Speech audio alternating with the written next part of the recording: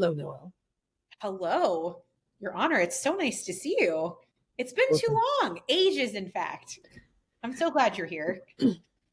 Well, I've been reading up on the constitutionality of very many cases that have been before the docket in these past couple of months. The Supreme Court is officially on vacation now for the summer Oh, good, recess. So I good. use this time to read. And one of the things I've been reading about is some of the top 10 other than satisfied controls in NIST 800, 171. Yeah, yeah. I think that we actually, last time we discussed, yeah, so, oh, we must be towards the end now, right? We Are are we at through the the end. last bunch? And I say that with this, I think we can put to rest the arguments in indecision and thought parts that are making are less than clear to the audience on these various controls. I say we start at the beginning with I like it. 3.3.4 audit logging process failure alerts. Audit Yeah. logging process failure alerts. Mhm. So that is 3.3.4. Why don't you start by explaining, first of all, what that control is and why it is such a challenge to defense contractors? Absolutely. I'd be so happy to, Your Honor. Thank you. So, the way the control is phrased is alert in the event of an audit logging process failure. So, this means that you are alerted, you as the administrator or the company, so the OSC, the organization seeking certification. So, the idea behind this is that if there is an issue with your audit logging, so meaning like, for example, if you are managing audit logs of who is accessing their email, well, maybe you have an alert that tells you that somebody's accessing their email that shouldn't be, or somebody's trying to break into somebody's email or what have you. Well, if there's an issue with that logging, like collecting of that audit information, is there an alert to tell you, hey, there's an issue with logging that information? And that's what this control is talking about. So you have to make sure that there's some way that the administrator or the IT manager, whoever is who's in charge, will get alerted if and when there is a problem with the logging functionality for the different audits, different systems that you have to audit. And so, what would be an appropriate way? Well, first of all, why is this posing a challenge? And then, what would be a way for people to necessarily overcome this challenge? Yeah, it's a very interesting control. I think part of the reason people fail it is just honestly not understanding it. This is a very weirdly written control for a lot of people, especially if you're not an IT person, because I've been in IT a long time, so this makes sense to me. But I've definitely had conversations with customers and prospects who have mentioned this control, stating, "Okay, well, what does that mean? What does it mean an alert when something fails? What does audit logging process mean, even?"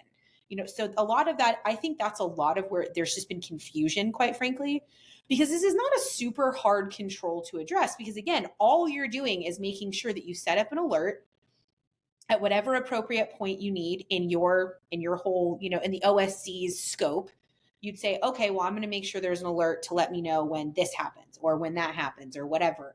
And again, this is just another alert, but this alert is to tell you something went wrong with the process that collects all of that information, that audit logging information for you. So if you can set up an alert like that, okay, great. And then make sure you have that process, because the objective, maybe part of it is the objectives too, because some of the objectives, like the first one is personnel or roles to be alerted in the event of an audit logging process failure identified. So you have to make sure you actually state very clearly in your procedures, this is who's going to be identified. This is how they're going to be identified. These are the systems that are going to, etc. So types of audit logging process failures for which alert will be generated are defined. So you also have to define, okay, well, what is an audit logging process failure? What is that for our OSC? What does that mean? If I'm tracking all these And who emails gets in and out, identified? Who gets alerted? And what do you do as a exactly. follow up? Exactly. And so you have to make sure that all of those pieces are in place. So again, it's not a super difficult control, but it can be confusing for people who are not familiar with it. Well, as you have so clearly articulated in previous discussions, Ms. Vestal, the challenge for many is in understanding what the intent of the control is. Absolutely.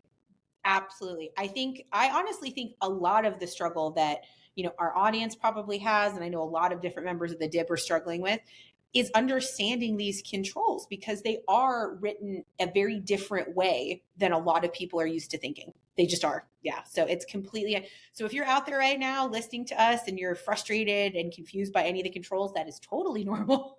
And do not feel like you're alone in that. Some of them are written very weirdly. Like this is a perfect example. Case closed.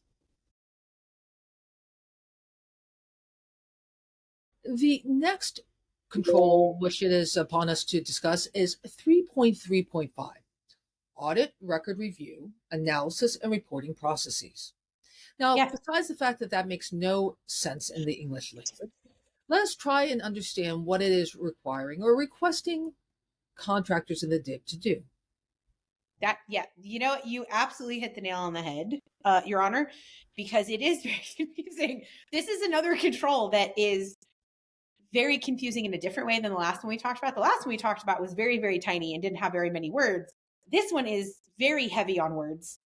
And as you read it, correlate audit, record review, analysis, and reporting processes for investigation and response to indications of unlawful, unauthorized, suspicious, or unusual activity. That is a very broad statement that, like you said, doesn't make a whole lot of sense. If you look at the objectives under this control, it's literally just restating the exact same control. So honestly, they're not helpful. If I'm being totally honest on this control, the objectives don't give you any sort of additional information really that I have found. Ms. Vestal, compliance is not a laughing matter. I ask you to please maintain your composure. Yes, ma'am. I'm so sorry. I apologize. You're absolutely right. It is not a laughing matter. It's very serious. I personally think that the reason why so many people have not gotten this as a satisfied, why this is on the list of other top 10 other than satisfied, is not only because it's a very confusingly written, the statement is very bizarre, but on top of that, there's the fact that you have a lot to do in this control, like a lot. So if you actually break it down, you want to correlate your audit record review, meaning everything has to come together. So you have your audit review would come from multiple different sources. So you might be auditing, like we said last time, you might be auditing your email system. That would be one. You might be auditing your file storage system. That could be another. You could be auditing the endpoint management stuff that you're doing on your laptops and your desktops and that kind of thing. So you need to correlate all of that, meaning it needs to come together in some way. And then you need to be able to review it, analyze it, and then make sure that you are recording all of that information. So that needs to be in some sort of file, like maybe it's an Excel file or it's a SharePoint list or whatever. It doesn't matter, but you have to consistently and confidently do this over and over and over again. And you have to be able to define what that process is going to look like. Okay, like one of the objectives is defining audit record review, analysis, and reporting processes. How do you define that? Okay, and I'm saying these are the things I'm going to look for. Here's how often I'm going to look for them. What exactly are you looking for? And that's the rub on this, is that it's up to the OSC to decide that. It's up to the OSC to decide which records they want to review from an audit perspective. It's up to them to decide which ones they want to sort of bring together and then evaluate all together as like a holistic view of what's going on. And it's totally up to the OSC. Now, there's obviously like best practices and that type of thing, but for the most part, it's very much, that is another struggle that can happen from NIST 800-171, is that there is so much flexibility for different ways to address these controls, which is really great, but it's also a problem. Because if you could get like a bit more solid understanding, I think a lot of our members of the DIB would be a little bit less confused. But since we don't have that, I would say this does not surprise me at all that people struggle with it, because there are so many different pieces of this. So everything I just said is important to do, right? You've got to like define when you're correlating all of those different audit, information, those audit logs from those different systems, right? But then you also have to review them. You have to discuss them. You have to track that. You have to make sure that there's some sort of paper trail for your assessor to see that you're doing that. All of this has to be defined in your procedures, in your policies, wherever you're writing those administrative.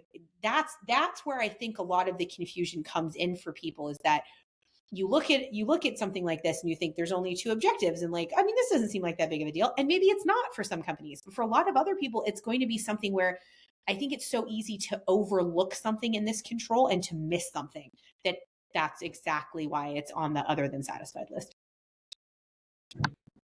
Control closed.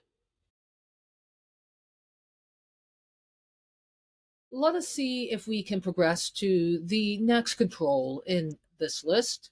Absolutely. Yes. 3.6.3, test incident response capability.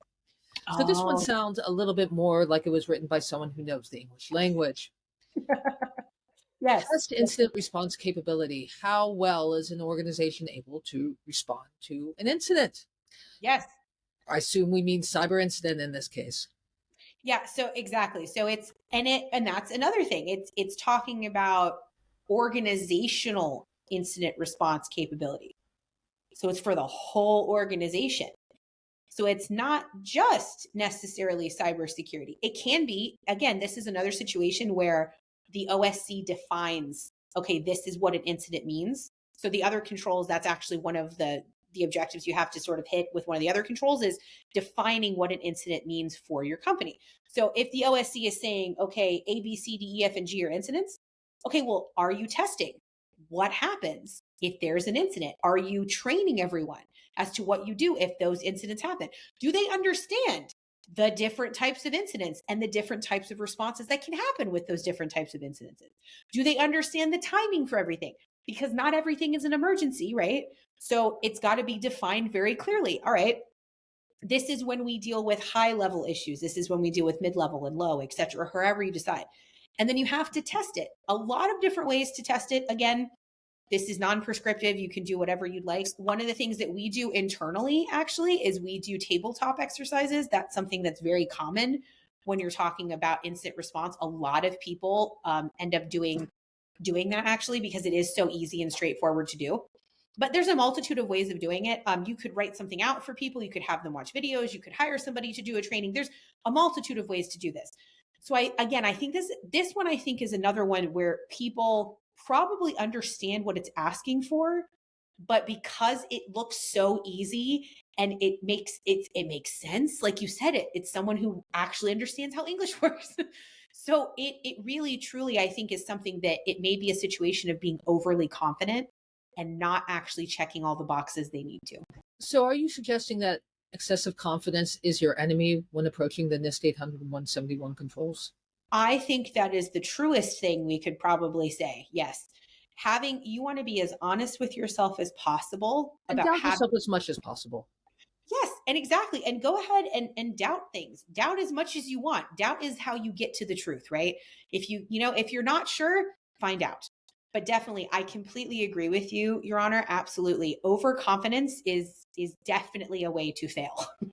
Definitely. Case closed on this control. Mm-hmm. Let's address the last control on this list. Yes, ma'am. 3.4.1, establish and maintain a baseline configuration. So a Oh, little yeah. bit more opaque than the previous one. Why don't we Yes. start by trying to explain to the audience what that means? Maintain a baseline configuration for what? Yes, this is a big ask. This control has 6 objectives in it. Each one of them can be very involved. It obviously depends on the company. This is not a, blanket statement for everyone, but I will say that this is a tough one that a lot of people struggle with. And I mean, a lot of people struggle with this. So when you're talking about a system baseline, you actually need a baseline. So I'll read the control really quick, just because it is very important to understand what we're talking about. Establish and maintain baseline configuration and inventories of organizational systems. And it states in here, including hardware, software, firmware, and documentation. How do you configure documentation? So glad you throughout the respective system development lifecycle. So what that means is that your documentation needs to be baselined, meaning that, good example, every year, let's say, every year you have everyone in your executive staff go through the policies and procedural documentation to make sure that they understand everything, they are continuing their commitment to it, they sign it, they give it back to you. That is an example of document baselining. You are ensuring that it is going to be reviewed once a year, that everyone is going to sign off on it. That is so everyone understands what the baseline is for that document.